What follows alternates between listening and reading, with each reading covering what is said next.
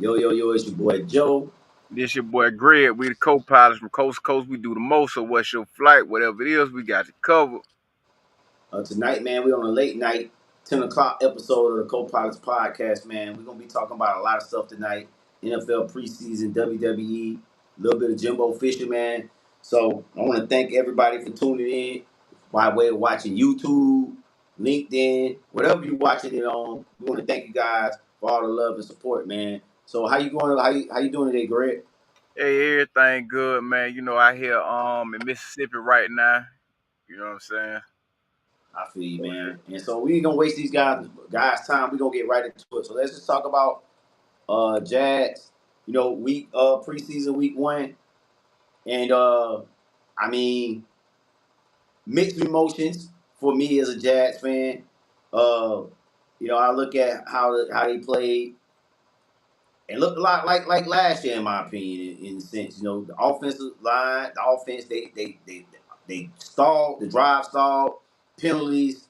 You look at the defensive side of the ball. I mean, Mason Rudolph just went up the field, scored on the first drive, looked like it was no resistance. The flip side of it was who did the special teams. You know what I'm saying? Cam Little, he was able to go hit a 70-yard field goal. I think that may be our secret weapon this year. But overall, I just thought that it was a very mid performance for the preseason. But it's still a lot of optimism because it's just only the first game. So, what's your thoughts, Greg?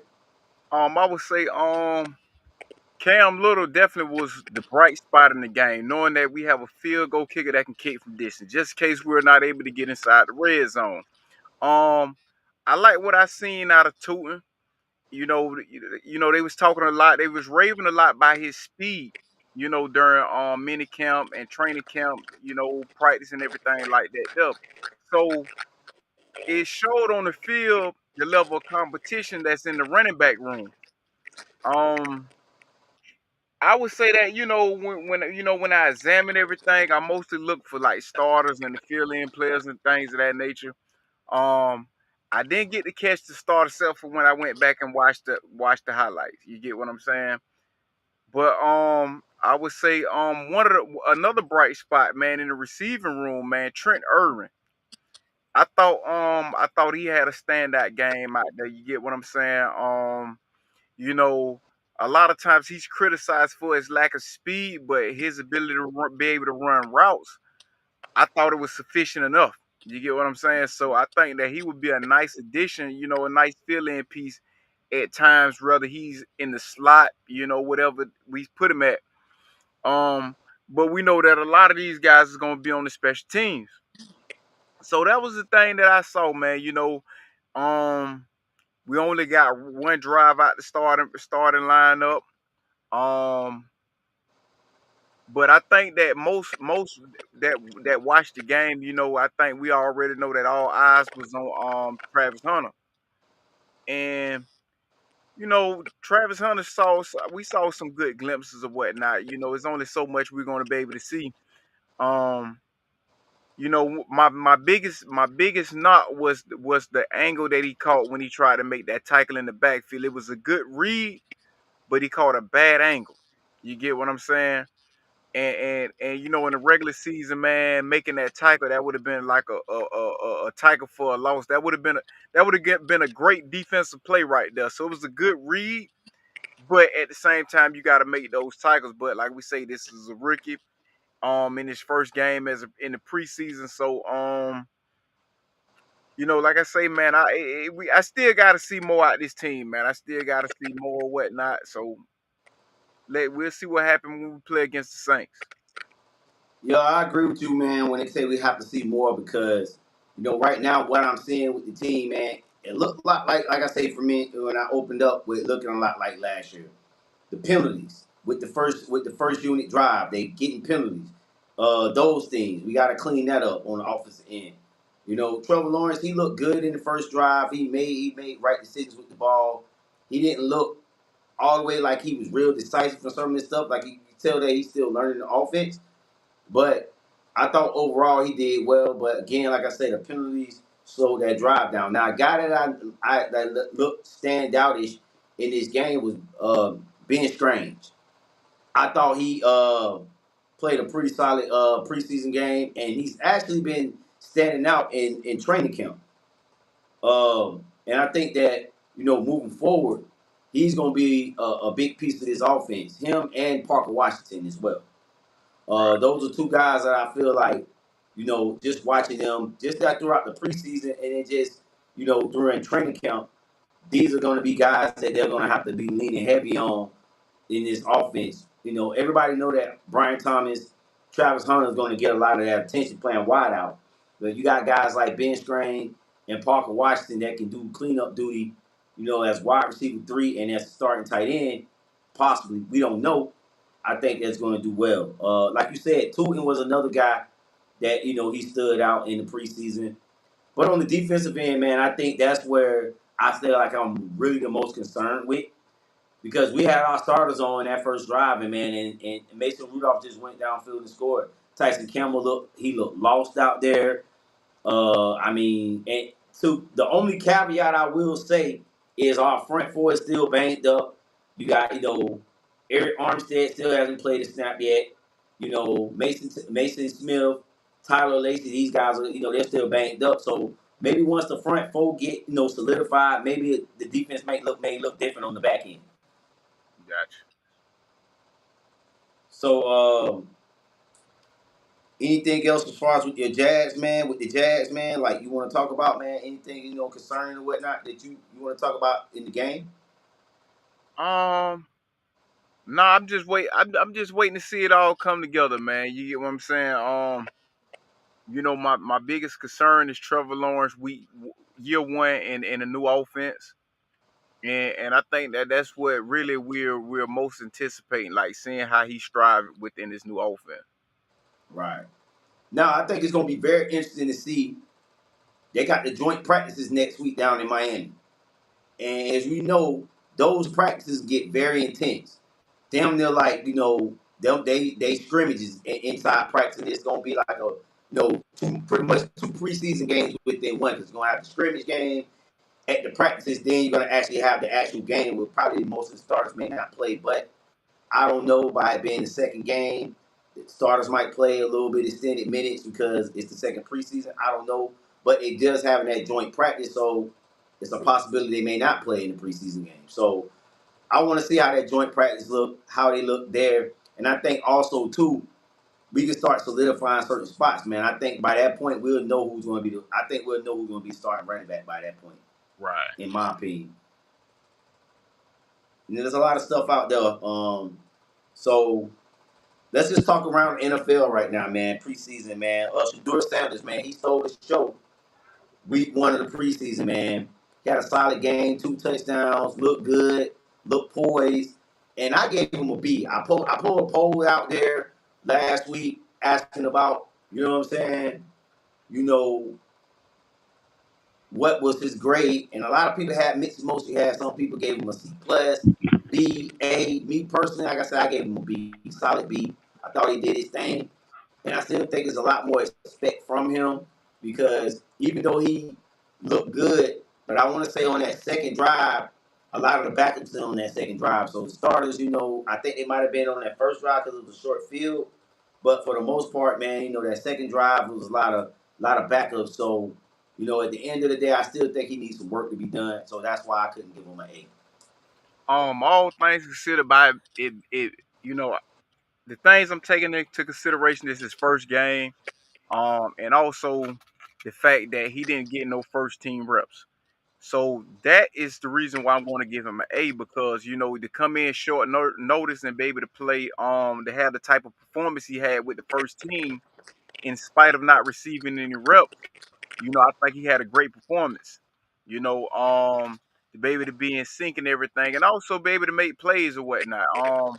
One of the things we know that he was never known as really a mobile quarterback, but he showed some ability to scramble, and be able to get outside the pocket when the pocket collapsed. And also, man, that touchdown he throw, man, he threaded the needle with that. That was a good throw. You get what I'm saying? That he didn't have it wasn't a perfect game, but at the same time, all things considered, I want to give him an 8. Yeah, I mean, I hear you on that, but I would say this too. Well, I don't know if you realize too. He have been in OTAs, and I feel like we're overhyping. He didn't get the first team reps, so I do think first team reps are very important.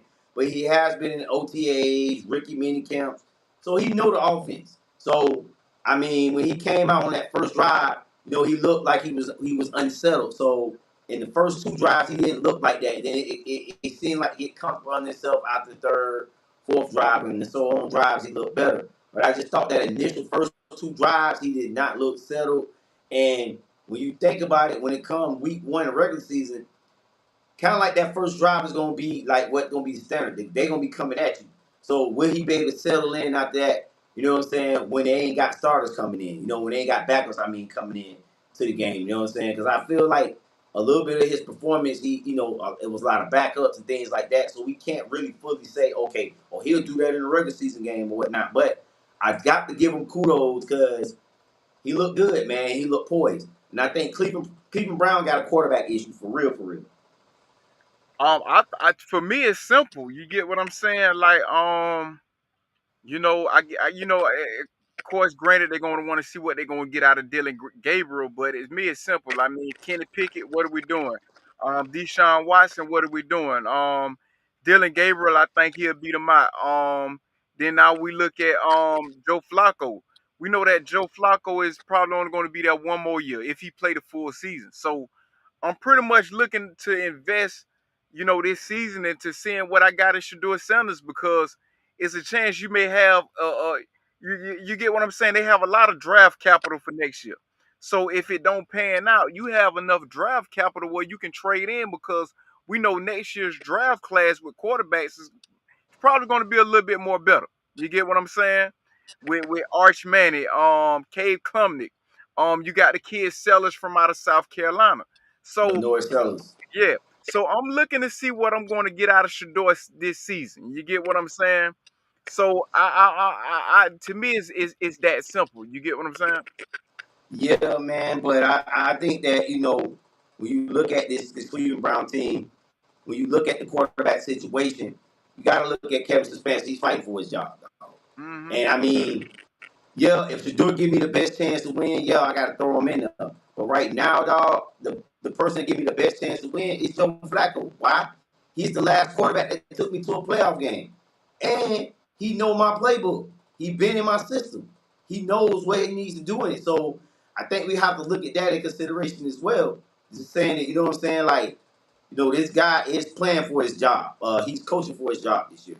So he got to put the best guy. And I think if Shador give him the best chance to win, then Shador Sanders going to get his time to shine at some point in the season.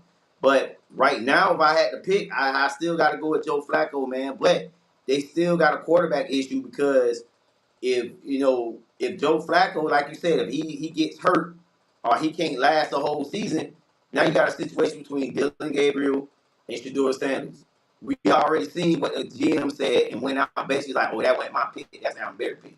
So that's what I'm just saying. Like, if I'm Shador Sanders, all I'm gonna do is continue to prepare like I've been preparing and just be ready with my number card. And when I show up, I ball. And if Right. you do that, I think he's gonna be all right. I would say this: true enough, Joe Flacco giving them the best chance to win. You get what I'm saying? We looking at from a veteran standpoint and what's on paper. But we also got to remember, although he was the last quarterback to take them to the playoff, we also got to remember last season he was bench. You get what I'm saying? He didn't repeat the same performance that he did 2 years ago. So we also got to keep that in mind as well. You get what I'm saying? Now, week one, it's a strong chance that Joe Flacco would likely be my starter. You get what I'm saying? But at the same time, I still would want to see what I'm going to get out of Shador Sanders this season, and I think that that's something that management should understand when it comes to with Kevin Stefanski, because you brought in this guy. True enough, that they say that wasn't they pick, that ain't the guy they wanted, but you brought him in and he's showing promise. You do not want to be that team to make the mistake that let this guy go and he ball out with another team. We done seen it over the years. We done seen it with Tampa Bay do it with Steve Young. We done seen it with Atlanta Falcons do it with Brett Favre. You know, so on and so on. So we done seen this happen, play out multiple times where a team will let a quarterback go, and these quarterbacks go on to make the Hall of Fame and also win a Super Bowl for their team. So so at the end of the day, don't be that team that squander away your future. You know, Now we don't know what's going on at practice too now, because right? I know a lot of people is getting on about, hey, Shador Sanders still the number 4 quarterback at the depth chart. Now one of the things that came out of the Cleveland camp was that Shador Sanders was struggling with his pre-snap adjustments and things like that, and that Dylan Gabriel had more of a grasp on the offense versus Shador. Hence why Shador Sanders haven't moved up in the depth chart. So I think, before we start saying that, Shador Sanders is this guy, we got to see what Dylan Gabriel look like in his offense. Now, if No, he no, look like ass, you know what I'm saying, then we got to start, oh, man, maybe they might have made the wrong decision. But I'm until not. we see Dylan Gabriel in the offense, then I think right now it's just to be I still think that Joe Flacco give him the best chance. And then you made a comment about we need to see what Shador Sanders can do. At what point do you do that though? Because he got to win games, dog. You feel what I'm saying? Right, And at what point do you start? Oh, at week 3, week 6, week 12. Like you have to. I mean, when the season is a wash, then you say, you know what? Let's go and throw him out there. You know what I'm saying? But I mean, at the beginning of the season, or at least the start, you got to be trying to win some games. You can't be worrying about potential. I need to win now. So I think that's going to be another question as well at some point. If the season's not going the way it's supposed to go, when you throw Shador out there.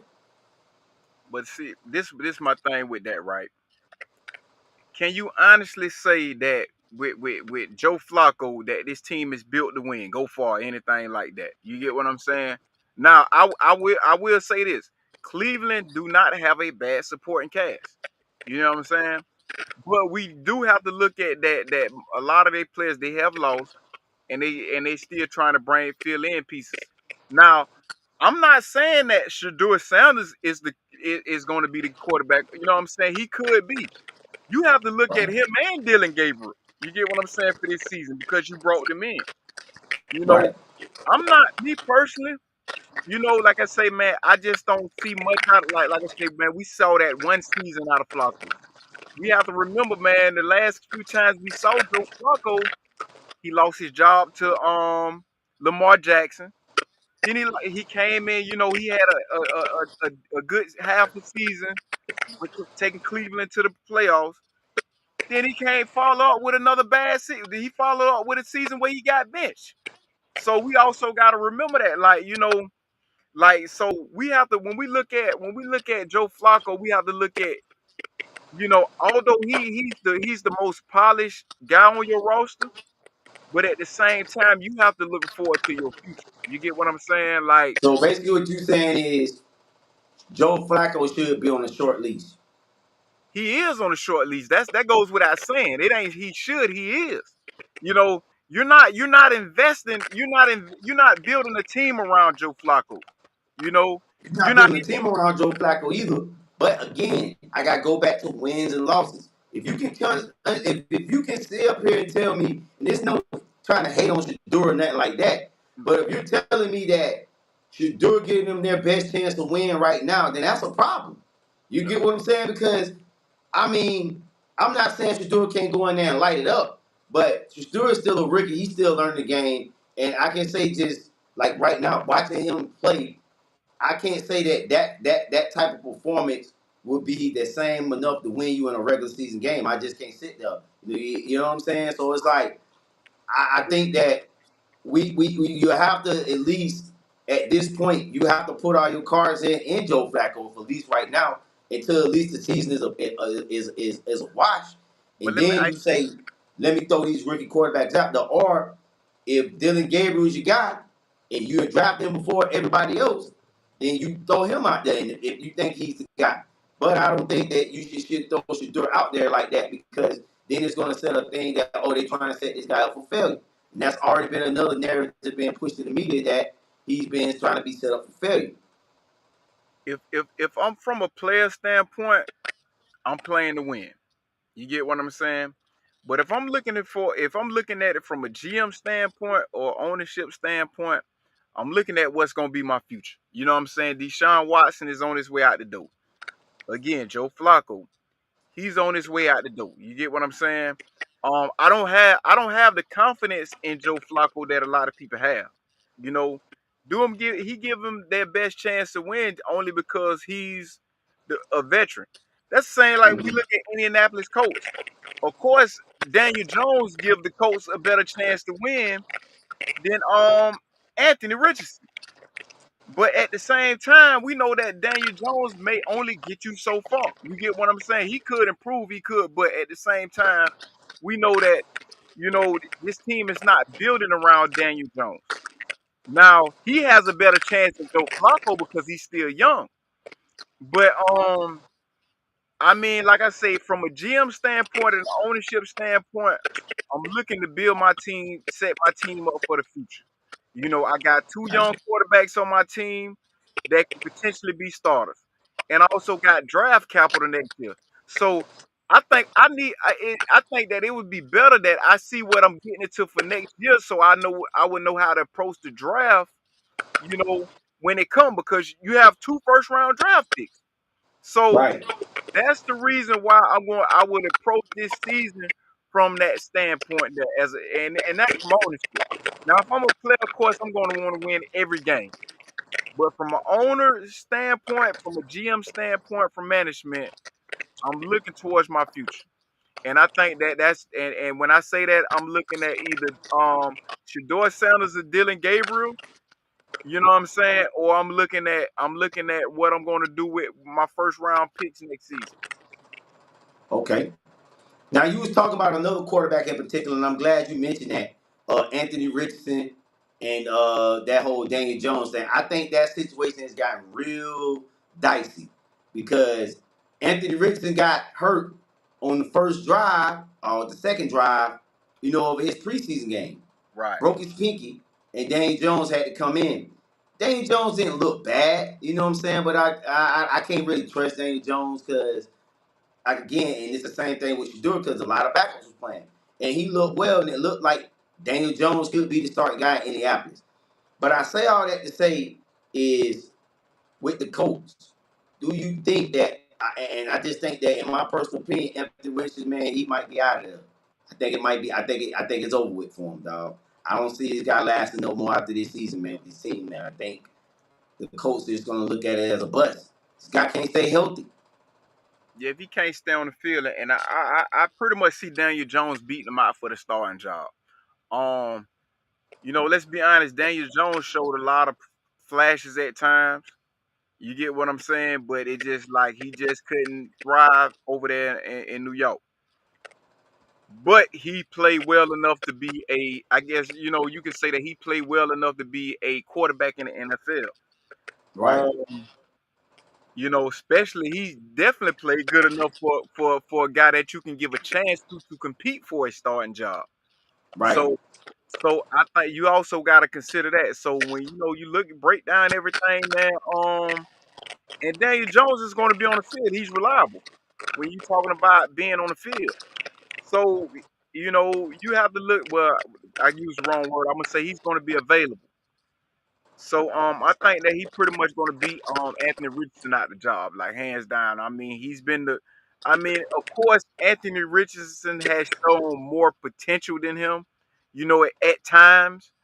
But mm-hmm. I'm looking at, you coming into the league, you haven't played a full season, you constantly hurt. Um, and let's not forget the time he took himself out the game. He still got Right. behind that. Do that versus competing with a guy like Daniel Jones that's a seasoned vet and with the right landing spot we could potentially see a different Daniel Jones. You get what I'm saying? Now I'm not going to bet on it, but I will say that he has shown flashes that will make you think that if in the right team he could be a better quarterback. Yo, you right about that, man. He's showing flashes. And now he's with a new coach that's more of a, well, he was with an offensive minded coach in Brian Dabo, Right. but you get with another offensive guy, and Shane Steichen. Maybe he can flip the switch on Daniel Jones. I mean, Right. we seen And, what he did with Jalen Hurts, and and let's he has some similar characteristics of Jalen Hurts. Like you know what I'm saying. So let's just see what he can do. and let's Um, not forget I'm going. let's not forget the pieces that he have over there as well. You get what I'm saying? You have a running back already over there.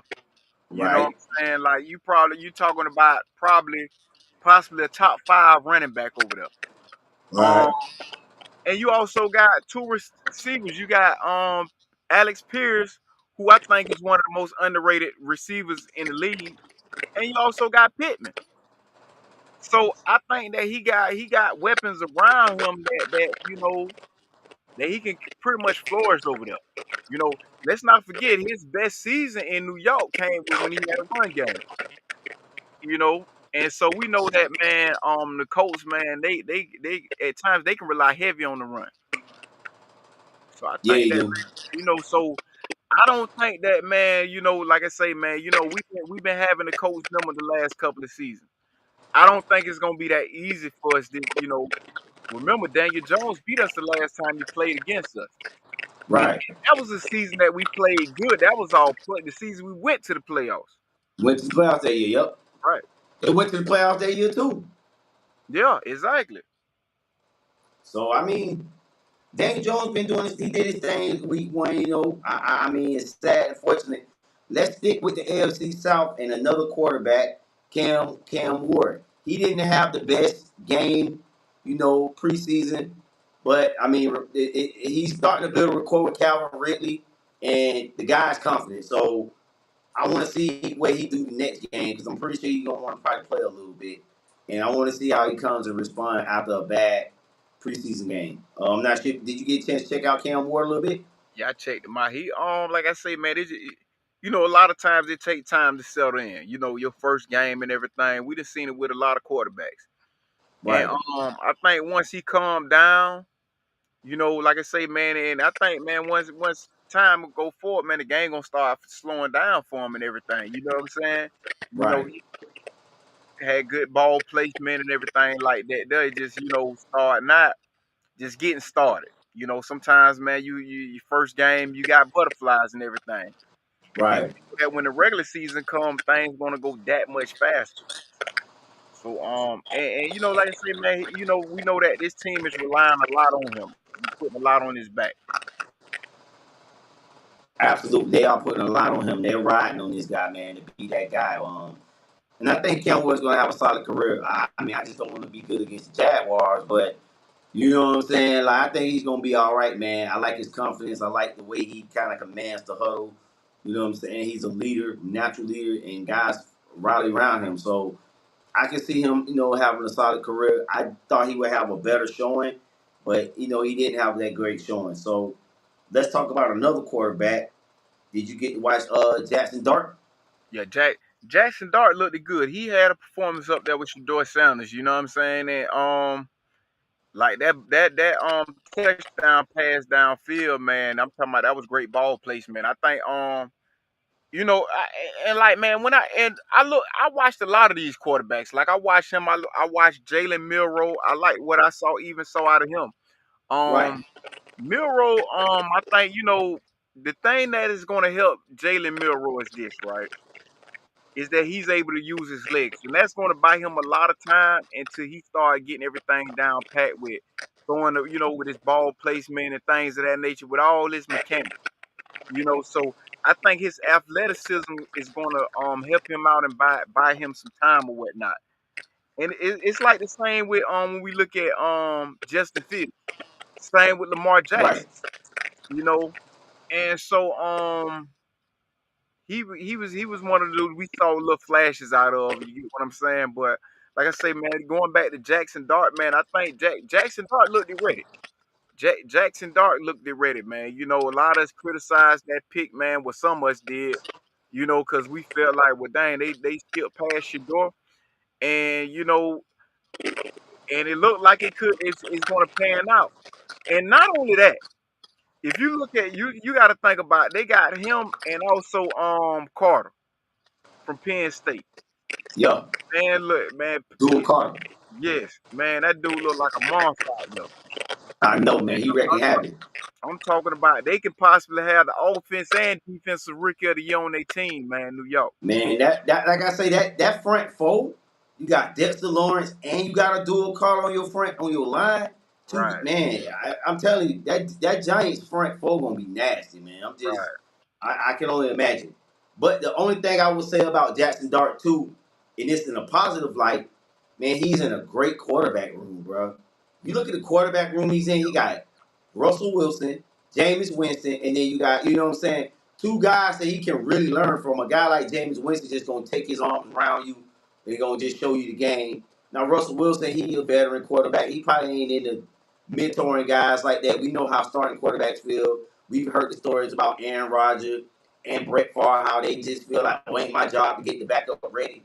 But a guy like Jameis Winston, I think he'll embrace that role, getting him ready, man. So I think, with Jackson Dart, he has a great room to develop in, and I think when he do get his time to play, Jackson Dart gonna be ready. Right. And you talked about Jalen Milroe, man. I agree with everything you said about Jalen Milroe. That's the next guy I had on the list to talk about. You know, Jalen Milroe looked good against in that game. You know, with the Seahawks. And if it works out when he does play, because right now I think what's the name is gonna be what's the quarterback gonna be? He was the Vikings quarterback. Oh, you talking about damn, I can't think of that's crazy. Sam Darnold. Darnold. Yeah, he's gonna be their starting quarterback. So, you know, I mean, they gave him a lot of money, but can this be a situation like Russell Wilson? I Right, really can think Jalen Milroe can be a Russell Wilson type of quarterback. You know, uses athleticism, his legs, and Jalen Milroe got a nice arm. He can throw the ball, he can sling it. It's just not accurate. right. But you know what I'm saying? Like, it could be one of those situations that we could see, at some point, you know, Donald get benched. They bring in a quarterback like a Milroe guy. He take over. I think that's a big possibility because I think Sam Donald had a remarkable year last year. Can he go do it with the Seahawks? Is going to be determined. I don't know, man. I think they could have buyer's remorse on that with Sam Donald, man. I ain't gonna lie, man. I mean, you think about it though, bro. Remember Blake Bortles? We've seen these quarterbacks in the past have that one good season and they go back to earth the next season.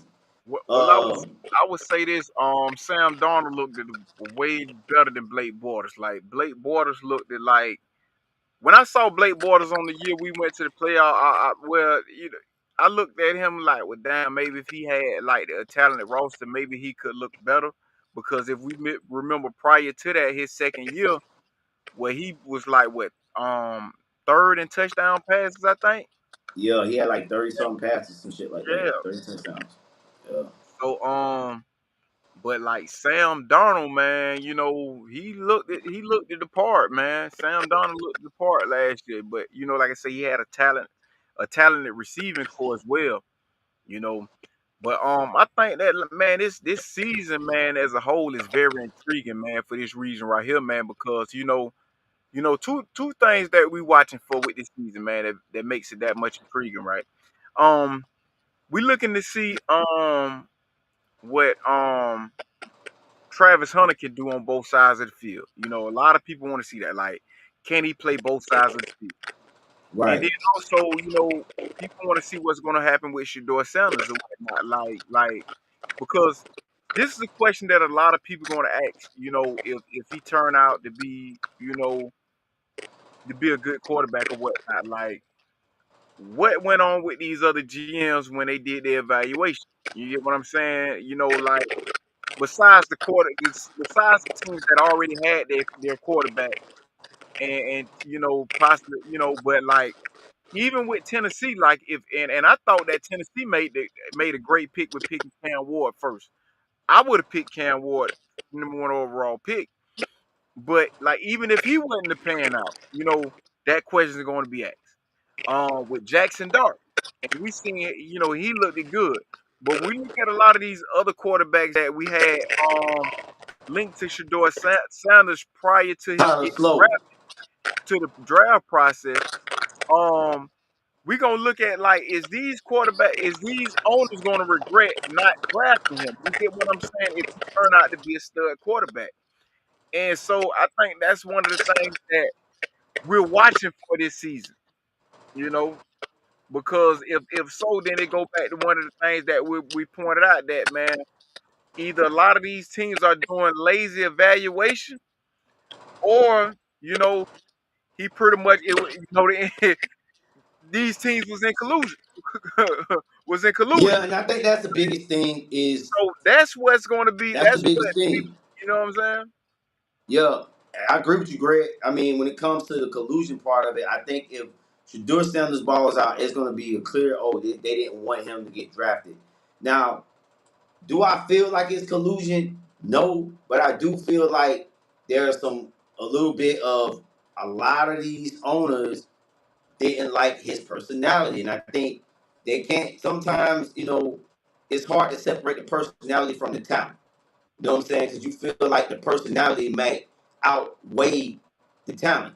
But in this clear situation with Shador is the guy had the personality, but he's backing it up on the field, showing you like, yeah, I'm that dude on and off the field. But I think he just rubbed a lot of the GMs, owners the wrong way by how he just handled the whole draft process. And I think that was the biggest reason why he dropped. But in the same breath, if he goes out and ball out, and that's gonna make everybody look like a damn fool. Like we should have drafted this guy. But right now he got everybody looking kind of crazy right now. But it's only 1 week. I think we gotta sit and wait the rest of the preseason, how the rest of the preseason go before we crown this guy as like the QB1 for the Cleveland Browns. But I agree with you, Greg. You know the owners gonna be looking a lot stupid if this guy come and ball out this year. Right. So, any final thoughts on NFL? Nah, we probably covered. So let's talk about the WWE.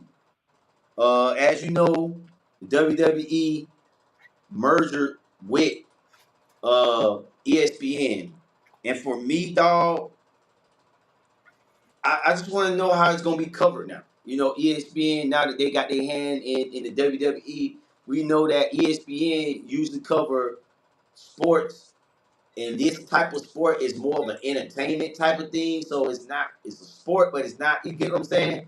It's a Right. sport, but it's not like it's a predictability to this. Versus when you watching baseball, football, basketball, you can't really predict this stuff. Now I know some people have been saying the storylines and all this stuff in football and it's scripted. I don't believe that, but with WWE coming on board, I think that makes that conversation a lot louder now. That this stuff is scripted now that you got WWE part of the ESPN roster now. But Right. I think it's a good thing for WWE because it gives them more exposure, and they get the credit for being a official sport now that the worldwide leader of sports said partner with. Right. Um, One of the biggest things that's getting to me right now is this. Right. And I've been asking questions about it. Because Mm-hmm. I don't fully. I just got a vague understanding of it. What's going to happen with the pay per view showings on Peacock? You know what I'm saying? I mean, I think I pay what $3.99 for Peacock a month. Right, You know what I'm saying? Versus man, back in the day, well, when the pay per views used to be like 49.99, it's a right. big difference. So like is so now I'm looking at like when viewing the pay per view is that's going to change things. That may make that price go up a little bit higher. So that's Mm. really my biggest question. Now, am I going to order it if it do? I probably am. You get what I'm saying? Because I feel you're you. gonna pay for what you want.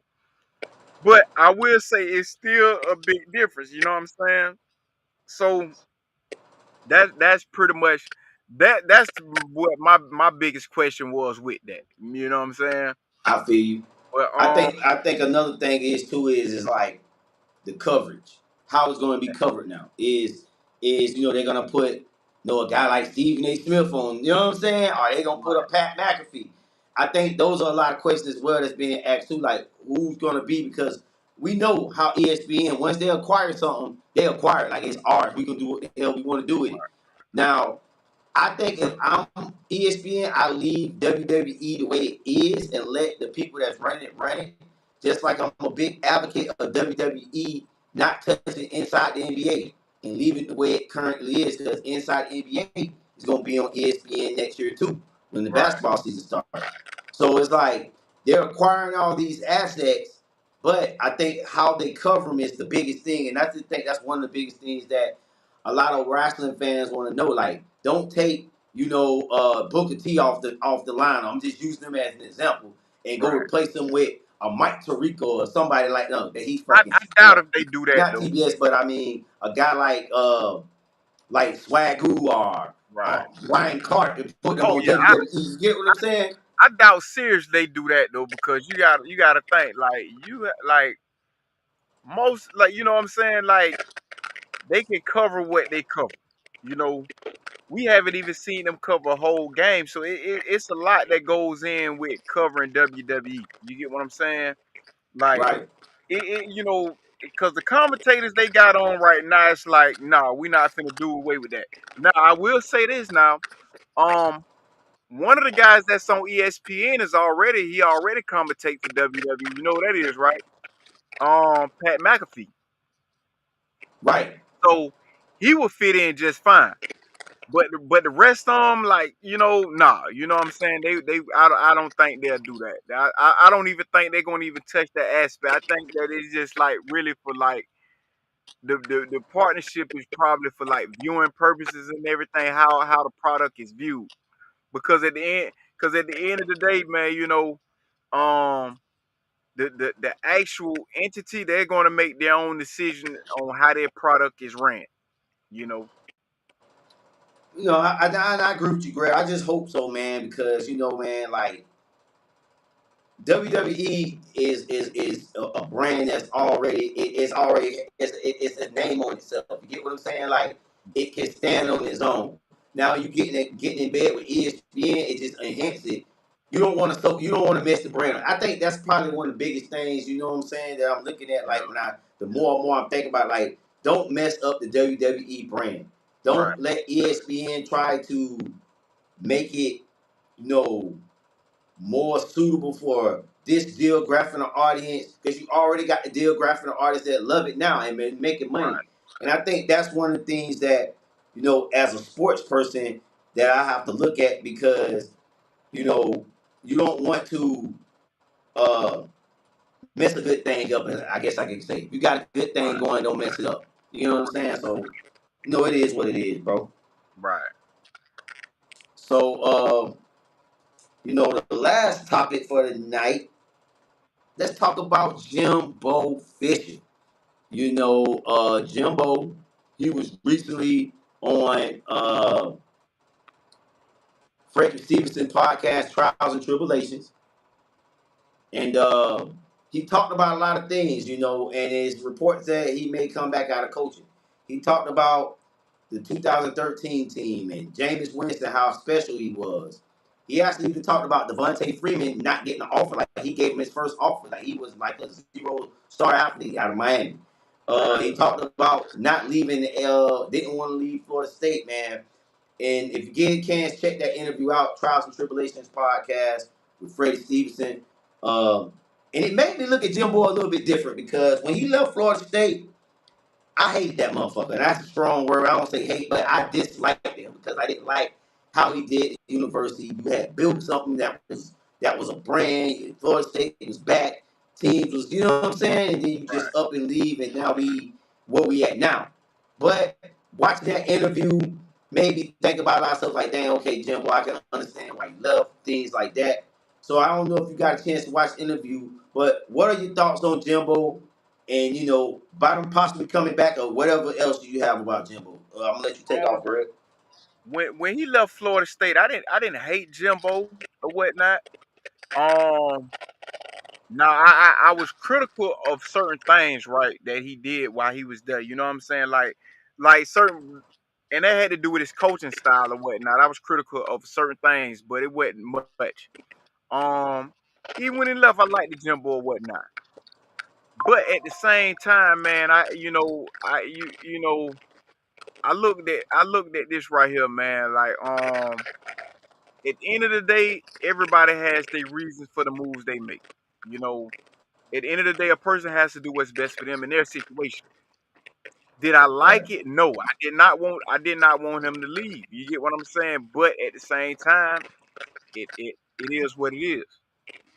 Um, I think a lot of the fans wanted him out of there. You know, you had a lot of Florida State fans that wanted him out of there.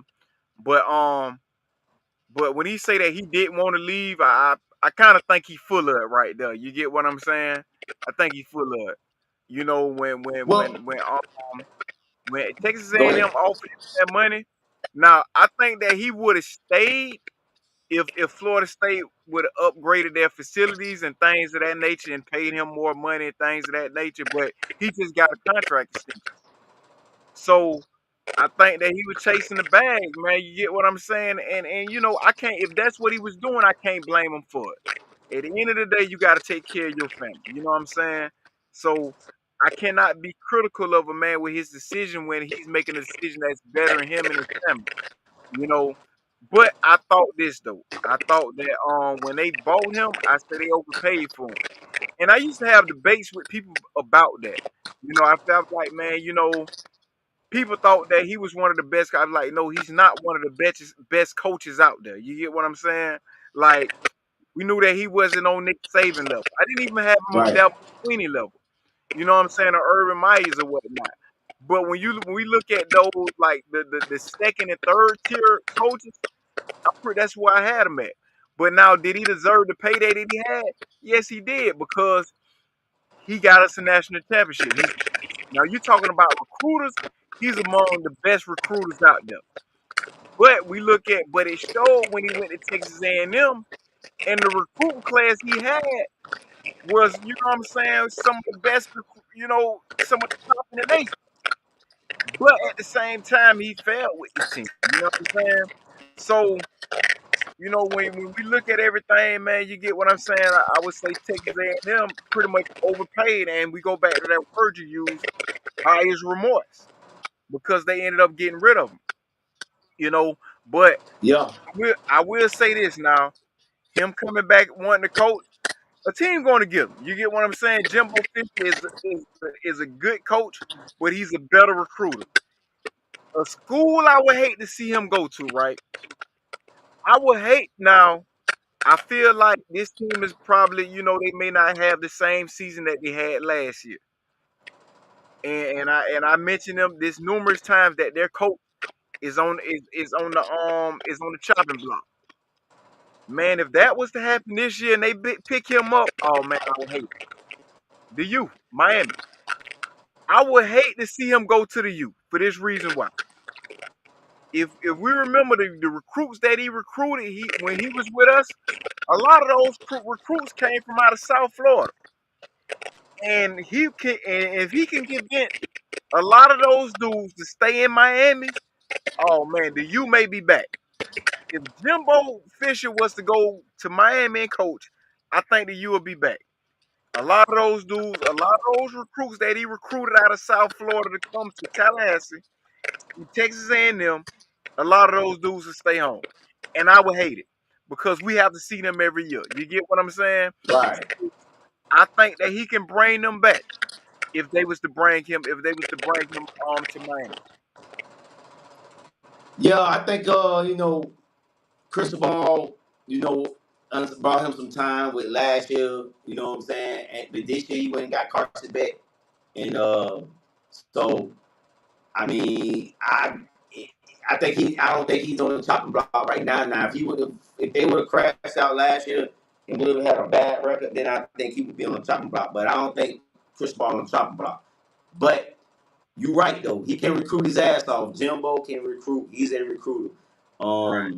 Maybe he's trying to get back into the game. Maybe Mike Norvell is on the hot seat this year. He can't have a bad season. Maybe he throwing it out there to try to possibly be Florida State coach again.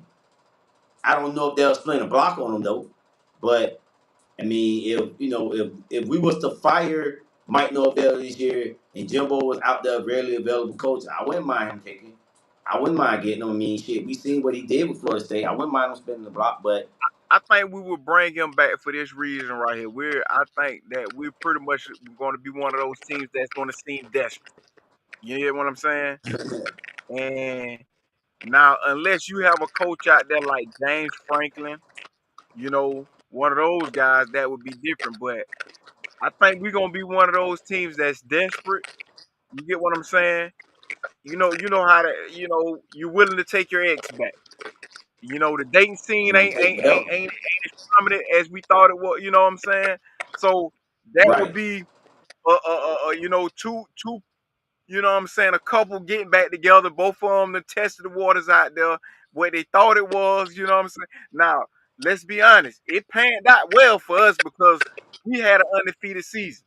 You know what I'm saying? We got robbed out the playoffs. That's a whole nother story. But it pretty much panned out well for us. But that would be the narrative behind this story. You get what I'm saying? If we was to part ways with Mike Norvell. Go. I agree. You know what I'm saying? Uh, but Jimbo, yeah, man, he been in the news lately, and let's just see what happens with him this college football season. I think he might be doing some analysts too this year as well too. I think he might be on one of those college football shows this year as well. Right. So we're gonna wrap up the show, and we're gonna end with our arrivals and departures, man. I do have a rival this week, man, that I want to really, really shout out, man. Um, and my arrival this week is the Atlanta Stingrays 6U team. They 2 weeks ago, I want to say they went up to either I think it's Atlanta or either Alabama, one of those areas. They went and played in the national game and won the game against the Twin City. Forget the name of the team, but they won. And they got to meet Cam Newton, and you know what I'm saying, take pictures and stuff like that. And I thought it was real dope for that team to do it. And I had shouted them out before in a video a few months back about them being one of the top 6U teams in Jacksonville, but they actually showed they're one of the top 6U teams in the country, going over there, taking care of business, and doing their thing. So salute the 6U Atlanta Stingrays, man. Y'all continue to do y'all thing, and good luck on a successful season. I'm gonna try to be out there in 2 weeks. I think they play against the Alpha Dogs up here in Orlando. So I'm gonna try to check them out. First game of the season. Um, for me, man, So my rival is on football season, man. Football season is here, right? It's probably what, like less than a few days, like 10 days away for college, and pro right behind it. So we have preseason, and week zero finna start up. So football season. That's my rival. all right, my departure this week is an old departure, but I'm going just gonna put it out there, man. I gotta give the Gilly the Kid, man. I'm gonna give him my departure this week, man. Gilly the Kid, he been in the news lately. You know, him and Cam Newton were trading bars back, and I have to give it to him because you're not gonna win against an athlete, bro. When it comes to like sports and things like that, talking sports, bro, in certain aspects, you're not gonna win. And Cam destroyed you, bro. He basically told you can't beat him in nothing, and then he proved it. You said you can beat Jeff Teague in basketball, then he went out there and just destroyed you in the same spot. He hit like 8 threes on you, then just showed you, okay, bro, stop trying to challenge athletes, bro. Just shut it down, Gilly, and just stick to what you do, bro. Like, get out of that sports lane and, trying to, talk and all that stuff like that, because it's like making yourself look goofy in a sense, man. Doing that with a guy that done won a MVP. You got another guy, Johnny Manziel, won a Heisman, was a first round draft pick, bro. Like, you going at it with these guys, man. It just don't make your brand look good. That's all I'm saying. So if I got to give it a departure this week, I'm going to give it to Gilly the Kid, man. I would say contrary, man, because at the same time people are still entertaining what he's saying. You know what I'm saying? So we know that Gilly the Kid is a dude that, man, he's comical. You get what I'm saying? Like, he got a he got a comical personality. He gonna get up there, crack jokes. You get what I'm saying? I Right. think the thing that look back when Cam Newton brought up his, when he measured his sports career against his music career. You get what I'm saying? But Right. like I say, man, but with that, man, people still gonna view in to see what he gotta say about the situation because it's a back and forth. I think it's gonna be something that down the line it's gonna get squashed. It's nothing too serious, you know what I'm saying? Two people going back and forth, two people with platform, you know how that get. But as of Yeah. right now, Cam pretty much got the upper hand, you know. Yeah, he do. He got up, man. He destroyed him on this last get back. It's just like, Cam told him basically like, bro, you a mascot. And he proved it. You around here dancing and you doing this and you doing that. Like, bro, you a mascot. It's like, I Gilly love say my that one of them. Jaguars, right? But the way Gilly was going so hard and how he was, dog, he just seemed like he was low key dick riding, dog, like hard, dog. Like I know we like our teams, but bro, dog, you act like you was out there playing, bro. Straight up. That's how he made it to me. That came off as like, dog, you act like you was running the football, dog. You was just out watching, bro. Come on, chill, knock it off, bro. That's why I think I gave him my departure overall because I just thought that he just went a little bit too hard.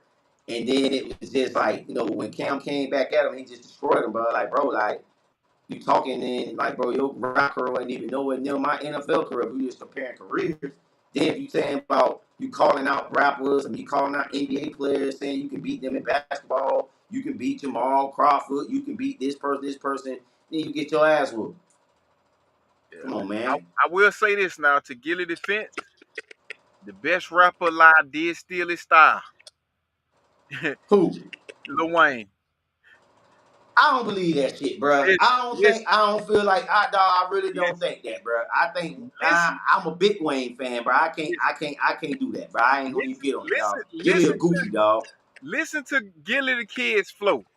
And listen to Wayne flow. Listen to Wayne prior to Gilly the Kid and after. Is parallel. Now wordplay, Wayne wordplay is by none one of the greatest we ever heard. When you talking about wordplay, Got you. that's his style. But when you talking about flows like his actual style, yeah, that's Gilly. Yeah, that's Gilly. I I'm listen not. I, to it. I say yeah, that's it. When I listen to some of this old, and I don't even listen to Gilly. You get what I'm saying? I remember hearing him back in the day. Didn't know that was him until recently. But yeah, that's his style though. I'll say this though, man. The reason why I go so hard on Gilly, dog, because Gilly say a lot of shit, and then he contradicts himself a lot. Like he said something about, oh yeah, and this was about maybe about 2 years ago. He talked about how, oh yeah, when Wayne seen me, like how he was just this G ass nigga around Wayne. Then Mac Main showed the fucking footage of them interacting. You ain't do none of the shit he talked about. I'm like, bro, dog, that's goofy. That's goofy behavior, bro. Like, I'm not gonna sit here and cap online and say, oh, how I did this, the nigga did this. Then when you show the footage, it's like, you ain't say nothing, Gilly.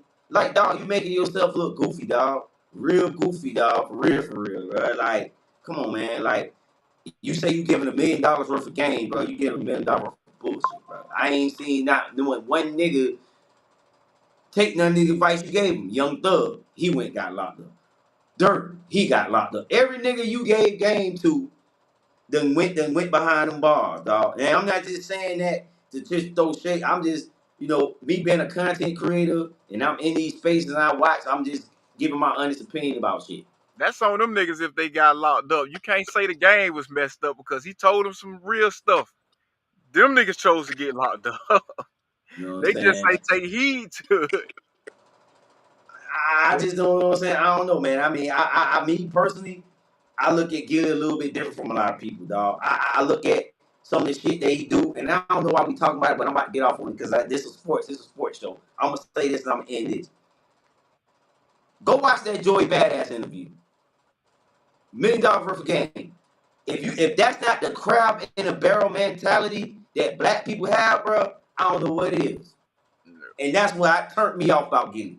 That interview right there, that was a crab in a barrel mentality. And that's why blacks can't get ahead because you got blacks like him that want to keep motherfuckers down. Yeah. Well, I would say my departure this week, man. It got to be the all the modest interviews I've been seeing out these quarterbacks this week. Um, Jackson Dart and Shador Sanders. You know, they ask them about their performances. They say, well, I give it a C. You know what I'm saying? Like, man, listen, man. I understand you want to be humble, but it's sometimes, man, it's like you can look at it and be like, bro, you being too much. We know you just doing this because the camera's on. When you go back into that locker room, you'll be like, boy, I did my thing today. You get what I'm saying? So it's like we can peep the BS from a mile away. You know what I'm saying? So I pretty much got to call out Shador Sanders and Jackson Dart, man. Come on, man, with these modest responses, man. Y'all came in, y'all did y'all thing this week. So And they had two of the highest PFF gave them grades, right. and they had the highest grades of the rookie quarterbacks, So Jackson Dart and Shador Sanders. I so think Shador Sanders had the highest grade, like an right. 80 So to something. come in He had and the be highest like, one. man, you talking about you know what I'm saying? You could come on, man. You did your thing out there this week, man. You get what I'm saying? Like, we Right. know the camera's on, but I understand it though. You get what I'm saying? Yeah, you're right about that, man. So that concludes Co-Pilot Pod episode, I think 101. We got 101 episodes in now. I think it's 101, the 101st episode. Yeah. So, I mean, man, we still growing, dog. Want to appreciate everybody for tuning in tonight, late stream. This episode will be up on Spotify and all your streaming platforms later this week, man. So, Greg, any final thoughts, Greg? Nah, they done went. Got doggone camera done went out.